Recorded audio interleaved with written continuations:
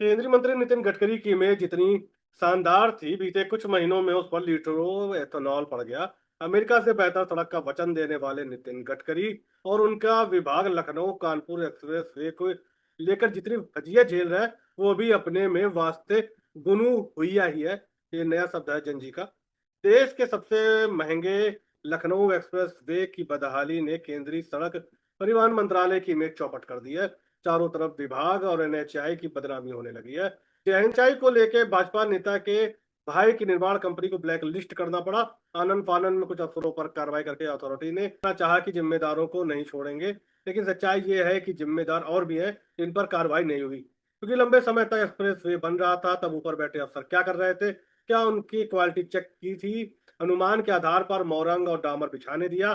घटिया निर्माण के लिए क्या जिम्मेदारों को बचाया जा रहा है? जय हिंद, मैं राहुल पांडे। इस रिपोर्ट में हम आपको बताएंगे कि इसके लिए कौन जिम्मेदार है। पहले बताते हैं एनएचआई के किन 3 अधिकारियों को जिम्मेदार माना और उन पर कार्रवाई की। Vivek Kumar Gupta, project manager PNC Infratech. Saurabh Chaurasia, पूर्व project director NHAI. Nakul Prakash Verma, मौजूद प्रोजेक्ट डायरेक्टर एनएचएआई। गड़बड़ी के बड़े जिम्मेदार जिन पर कार्रवाई नहीं हुई। गौतम विशाल, रीजनल ऑफिसर एनएचएआई। जिम्मेदारी है इनकी कि एनएचएआई के रीजनल ऑफिसर गौतम लखनऊ में बैठते हैं। यूपी में एनएचआई के प्रोजेक्ट की निगरानी और समय समय पर साइट विजिट करके क्वालिटी चेक करना इनका काम है। शुरुआत में 26 जुलाई को पहली खराबी सामने आई, तब इन्होंने मामले को दबाने की कोशिश की। कहा छोटी एरिया में पोल तार की दिक्कत है। मामला हाथ से निकलने के बाद प्रोजेक्ट मैनेजर से लेकर डायरेक्टर पर कार्रवाई की। दूसरे हैं कर्नल शरद चंद्र सिंह, पूर्व project director NHI. Saurabh Chaurasia के बाद शरद लखनऊ कानपुर एक्सप्रेस वे के प्रोजेक्ट डायरेक्टर बने और करीब 1 साल तक इस पद पर रहे। निर्माण के दौरान महत्वपूर्ण तकनीकी व्यवस्थाओं के प्रबंधन की जिम्मेदारी इन्हीं के पास थी। अपने कार्यकाल में उन्होंने साइट पर जाकर गुणवत्ता की जांच करने के बजाय फाइलों और रिपोर्ट पर उनका भरोसा किया। ग्राउंड जीरो पर कम जाने का निर्माण की कमियों को नजरअंदाज करते हुए फाइल पर ओके करते चले गए। प्रदीप जैन प्रमुख पीएनसी इंफ्राटेक है। एक्सप्रेस वे बनाने वाली कंपनी पीएनसी इंफ्राटेक के प्रमुख है। प्रदीप जैन कंपनी का नाम 3 भाइयों प्रदीप, नवीन और चक्रेश के नाम पर है। नवीन जैन बीजेपी से राज्यसभा सांसद है। इनकी लापरवाही है कि 2,926 करोड़ की कुल बोली लगाकर 2 चरणों का टेंडर हासिल किया, लेकिन निर्माण के दौरान साइट मॉनिटरिंग और क्वालिटी कंट्रोल पर कोई ध्यान नहीं दिया गया। इनके बारे में भी कोई ठोस जानकारी नहीं मिली है। कोशिश के बाद भी संपर्क नहीं हो सका है।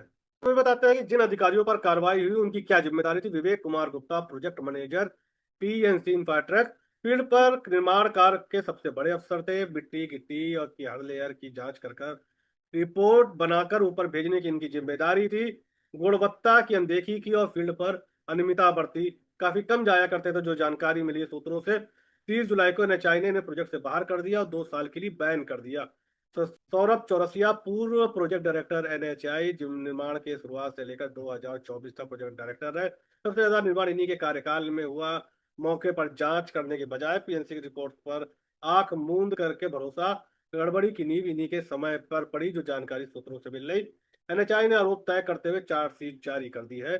नकुल प्रकाश वर्मा, मौजूदा प्रोजेक्ट डायरेक्टर एनएचआई, पिछले 1 साल से पद पर तैनात थे। इन्हीं के कार्यकाल में धूमधाम से बड़ी बड़ी बातों के बाद काम पूरा हुआ और बड़ी बड़ी वचनों के लेकर उद्घाटन का दौर चला। ग्रीन फील्ड एरिया का 95% काम साल भर पहले ही पूरा हो चुका था। फिर भी इन्हें गुणवत्ता जांच के बिना अवलोकन की रिपोर्ट तेज ही एनएचआई से हटाकर पीडब्ल्यूडी से अटैच कर दिया गया है। वहीं जो अब तक का एक्सप्रेस वे धसा है, उसमें ही करीब 3 करोड़ रुपए लग चुके हैं। एनएचआई के मुताबिक 63 किलोमीटर लंबे एक्सप्रेस की मरम्मत में अब तक 3 करोड़ खर्च हो चुके हैं। ये खर्च पीएनसी फी उठाएगी। कंपनी पर परफॉर्मेंस सिक्योरिटी का 2% जुर्माना भी लगाया गया है। निर्माण की गुणवत्ता की निगरानी निगरानी करने वाले theme engineer services private limited की लापरवाही सामने आई, इसलिए भविष्य के प्रोजेक्ट से इस कंपनी को बाहर रखा जाएगा। इस पीएनसी कंपनी के ऊपर इसको बनाने की बात की जा रही है। जिस कंपनी ने इसको बनाया है उसका रिकॉर्ड भी दागदार है। रिश्वत कांड झांसी खजुराहो प्रोजेक्ट में घटिया निर्माण छिपाने के लिए एनएचआई अफसरों को घूस देने का आरोप लगा। सीबीआई जांच के बाद कंपनी को ब्लैकलिस्ट किया गया। बाद में हाईकोर्ट से राहत मिली। एनएचआई 91 पर निर्माणाधीन फ्लाईओवर से कंक्रीट गार्डर गिरने के कारण 2 लोगों की मौत हो गई। जगह थी एटा। एटा हादसा हुआ था 2020 में। 2018 में आगरा लखनऊ एक्सप्रेसवे की सर्विस लेन धंसने से नई कार 50 फीट गहरे में गिर गई। खास बात है कि जल्दी काम पूरा करने के लिए कंपनी को 58 करोड़ का बोनस मिला था।